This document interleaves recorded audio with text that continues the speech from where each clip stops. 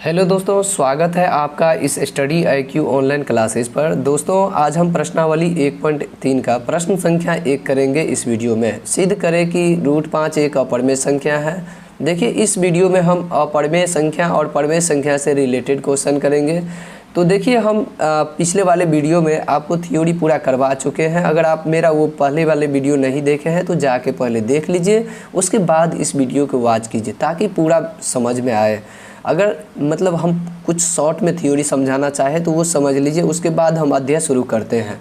देखिए, हाँ तो दोस्तों, जैसे देखिए परिमेय संख्या है तो परिमेय संख्या किसे कहते हैं, तो हम यहाँ पर परिभाषा लिखेंगे, वैसा संख्या जिसे P/Q के रूप में लिखा जा सकता है जहाँ Q ≠ 0 हो और उसे परिमेय संख्या कहते हैं। देखिए, यहाँ पर बोल रहा है Q का मान कभी भी 0 नहीं हो सकता, क्योंकि ये नॉट डिफाइंड हो जाता है, जिसे अपरिभाषित कहते हैं। तो इस तरह के फॉर्म का आएगा तो उसको हम परिमेय संख्या कहेंगे। रूट में नहीं रहना चाहिए कोई भी मान।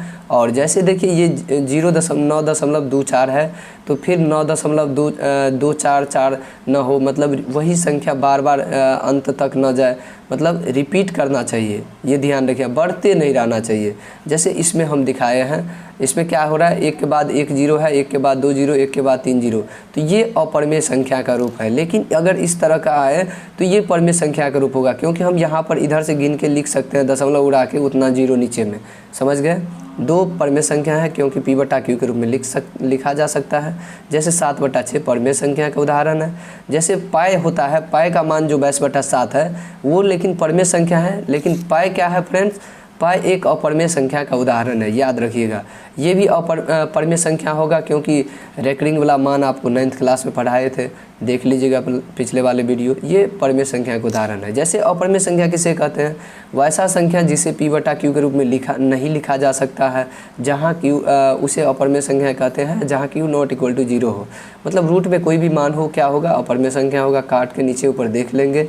और पाई क्या है, अपरिमेय संख्या का उदाहरण है। अब हम चलते हैं वीडियो वाले पहले क्वेश्चन पे।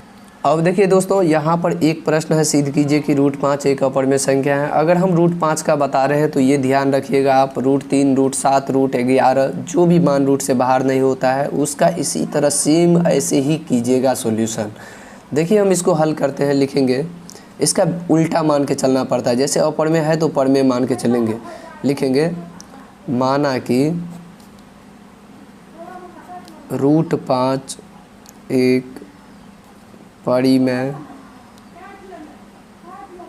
संख्या है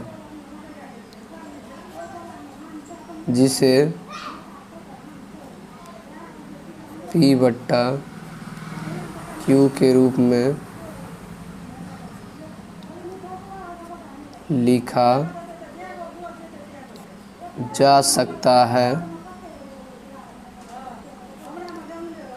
जहाँ Q ≠ 0 हो, जहाँ Q ≠ 0 हो। अब देखिए, यहाँ पर हम लिखेंगे, इसको लिखेंगे, जैसे देखिए √5 है तो हम लिखेंगे √5 इक्वल, तो देखिए यहाँ पर लिखेंगे √5 बराबर P/Q।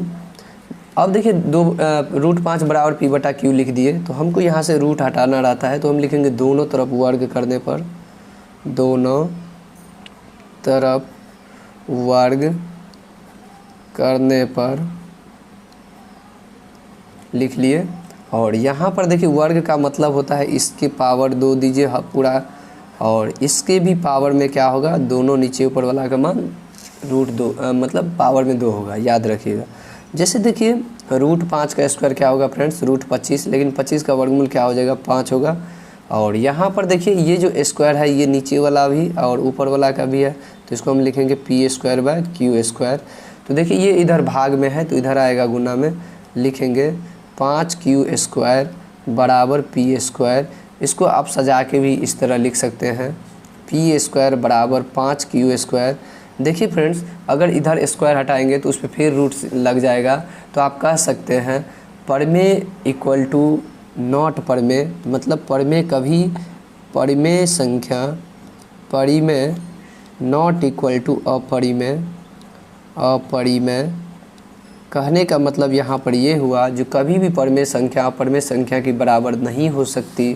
तो यहाँ पर लिखेंगे फ्रेंड्स, अतः पी और क्यू में कोई उभयनिष्ठ गुणनखंड P और Q में कोई उभयनिष्ठ गुणनखंड नहीं है, अतः हमारी या हमारा मान्यता गलत है। इसलिए √5 एक अपरिमेय संख्या